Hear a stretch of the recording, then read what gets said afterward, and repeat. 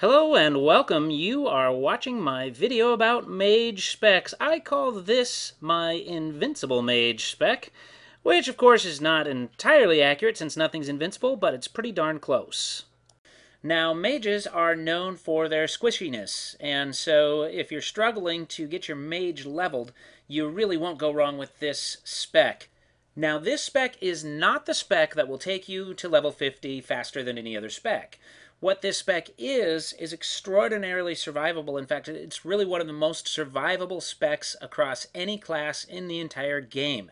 So if you are concerned about leveling your mage because they are, so weak and helpless when taking damage, then this should be a spec that you'll want to look into as you level your character. Okay, so this is primarily an elementalist spec, so I'll have a pet to tank for me. But the first soul that I take is Chloromancer.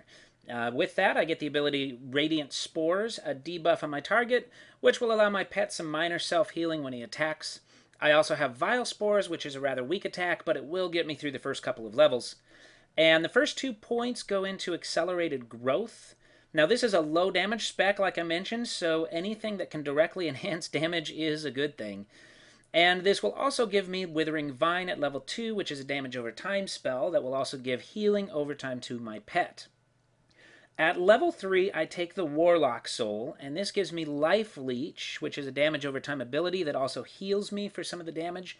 And I also get Void Bolt, which is a much more powerful attack than Vile Spores.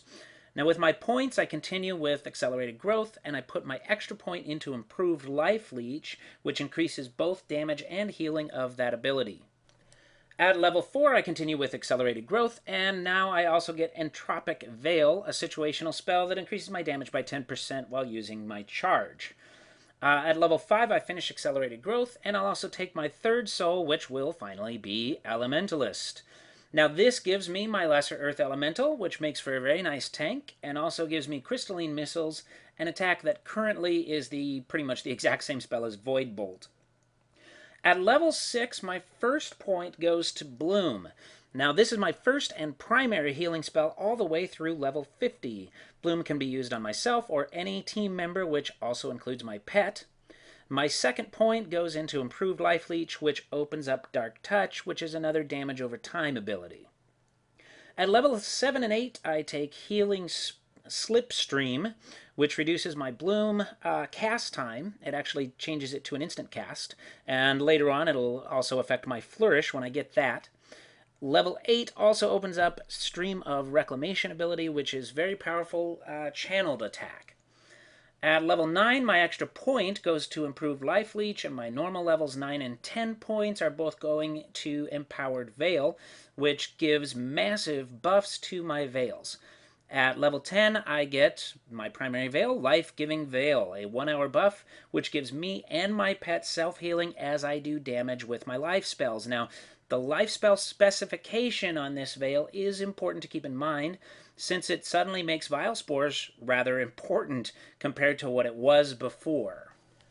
At level 11, I take Synthesis, which is a 1-hour buff designed for tanks, but it's usable on my pet. And it will increase the healing my pet receives from Life-Giving Veil by 150%. It lasts for an hour, and this is a large part of why I call this spec the Invincible Mage spec.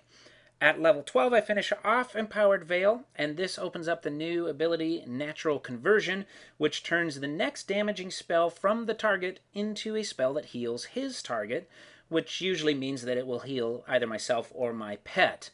I also get Nature's Cleansing, which removes diseases, poisons, and curses, and I put my bonus point into Magical Affinity, which increases charge generation. Now, I need 3 more points at this point in Chloromancer, and none of my options are terribly good, but I'll go with Phytogenesis, which will increase the healing chances of Radiant Spores, and it changes it from a single target debuff to an AoE group debuff. And at level 14, I gain Ruin, a nice instant attack that also heals through my Life-Giving Veil, and I put my bonus level 15 point into Magical Affinity. Level 16, I take Nature's Touch, which rounds out the healing goodness of this spec, And this is one of my more powerful attacks, and as long as I have Life-Giving Veil and my pet has Synthesis, this attack heals my pet for 100% of the damage done by Nature's Touch. And at level 16, I also open up Flourish, which is my group heal. Okay, now at level 17, I put a 3rd point in Magical Affinity, and this opens up the ability Sacrifice Life Mana.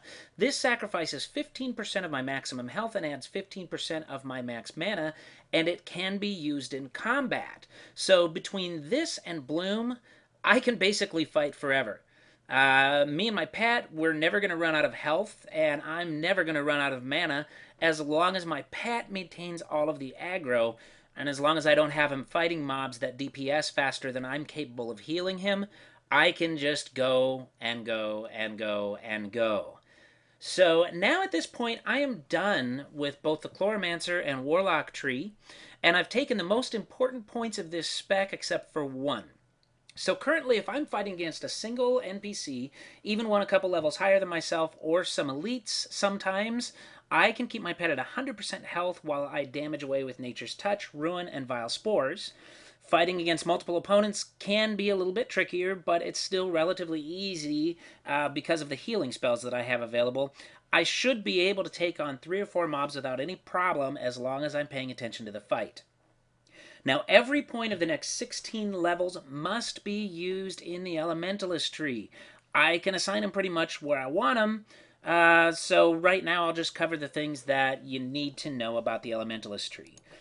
First off, Ice Shield. It's important because it absorbs a lot of damage, and it's essentially as powerful a defensive spell as Bloom. Now, the description doesn't say this, so I'm not sure if this is intentional or if it will be removed, but currently Ice Shield saves me from all kickback on casts and channels while active, which is huge when dealing with large groups or added NPCs during a fight. Now, my 12-point ability here is Summon Lesser Air Elemental, but I never had any success with using this in place of the Earth Elemental. Earth Elemental is a much better tank. My 14-point ability is Burning Ground. Now, this is not only my most powerful spell, but it's actually one of the more powerful spells among all Mage Souls, so I use this in every fight. There's just never a reason not to use Burning Ground. My 16-point ability is Quicken Elements. This is an extremely powerful channeled heal for my pet, so when things are going very badly, I can actually just sit back and use this non-stop on my elemental while he slowly takes out the mobs. As long as he holds all the aggro off me, now Quicken Elements will draw aggro, but as long as my pet can keep all of the aggro, I can literally just keep him healed all day long. I also take 2 points in Improve Quicken Elements. Now at level 33, I have to take Greater Elemental Affinity. Zam.com actually has the description wrong, and this is the talent that allows me to cast Greater Elementals. Now, my Lesser Elementals only go up to level 30. Okay, so by the time 33 rolls around, they're pretty useless. So it's extremely important if you're doing this spec that you get this talent by level 33, and the way that I've designed this spec will allow you to do that. And that is the nuts and bolts of the Invincible Mage spec. Now I now have 17 more levels to get through and 23 more points to spend, and I can put them wherever I want depending on how I want to play it. There are a lot of talents that will make my elemental stronger and more durable, but they are really not as important to me as they would be to an elementalist who doesn't also have this Chloromancer build. Now, I know that my level 34 talent is going to go into Fiery Assault. This is an awesome channeled and multi-target DPS ability, but other than that, I can really play around with whatever I want.